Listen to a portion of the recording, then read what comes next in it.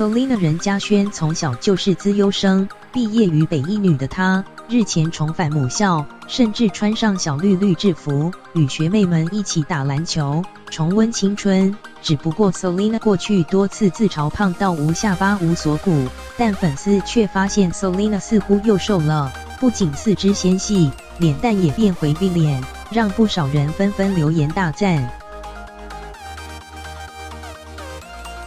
Selina 在 IG 上提到自己以学姐身份重回母校北一女，并写道：“我仿佛又回到了高中时期，充满热情与活力。”同时也勉励北一女篮的学妹们，球赛如人生有输有赢，但是只要坚持下去，在我心中你们都是赢家。这也是 Selina 时隔19年再次穿上小绿绿制服，还像高中生一样卖力奔跑打球。不少粉丝大赞 Selina 根本是应届学生，穿那件制服实在有够青春无敌，怎么保养那么好？请问一下，今年满18了吗？自信的女人真美。